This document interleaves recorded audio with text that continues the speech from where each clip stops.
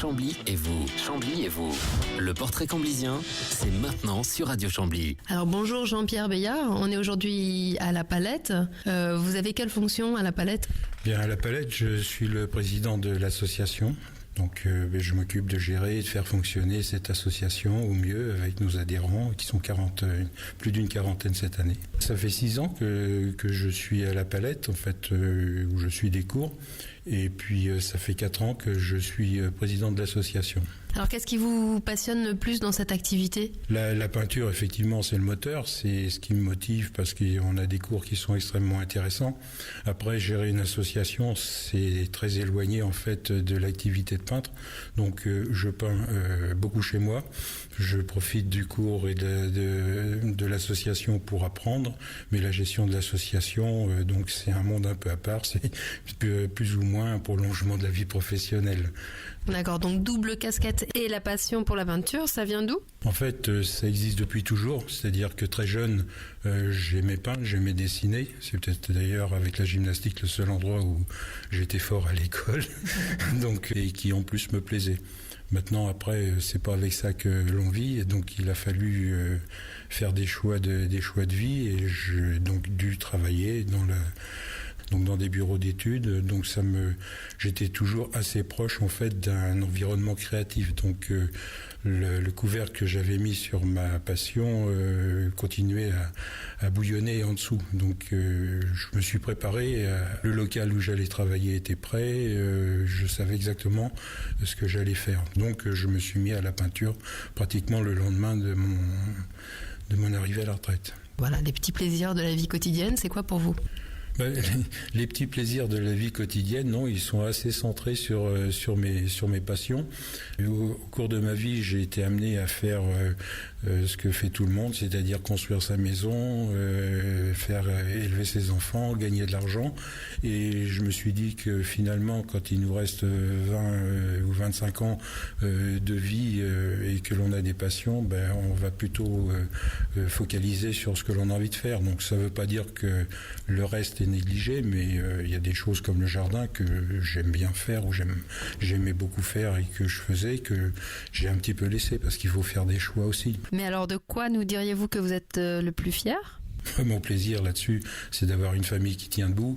On passe tous par des séquences qui sont pas toujours très faciles, des séparations, des choses comme ça. Et donc, petit à petit, les familles se décomposent, se recomposent. Et puis, oui, j'ai passé ma vie à faire en sorte qu'on ait une famille qui, bien que par certains côtés était un peu décomposée, soit composée quand même. Et ça occupe pas mal aussi. D'accord, et en tant qu'artiste, du coup ?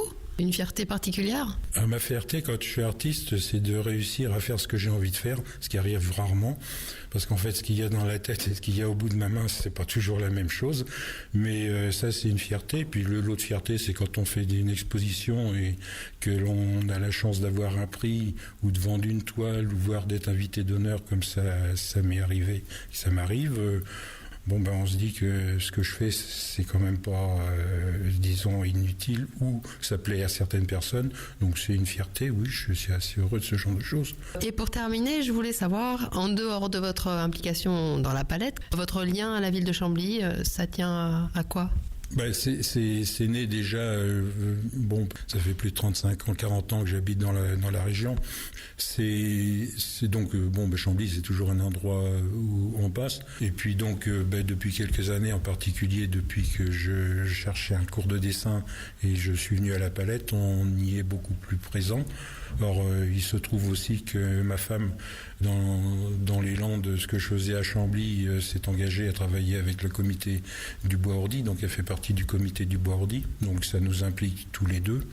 Et puis moi j'ai une volonté, en fait, l'association, quand je l'ai prise, c'était une association qui vivait un petit peu autour d'elle-même. C'est pas ma vision du milieu associatif. Je pense que le milieu associatif, c'est justement destiné à partager et à échanger.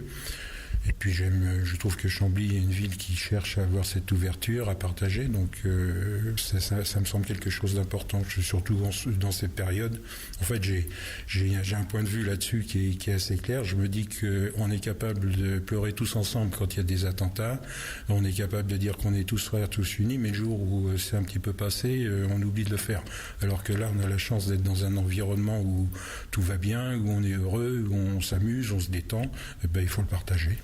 Merci beaucoup, Jean-Pierre. Je vous en prie.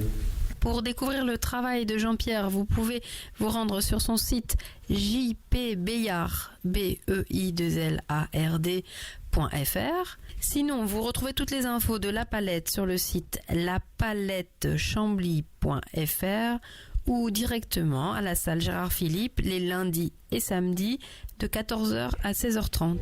Découvrez un portrait de Camblisien chaque lundi à 9h sur Radio Chambly.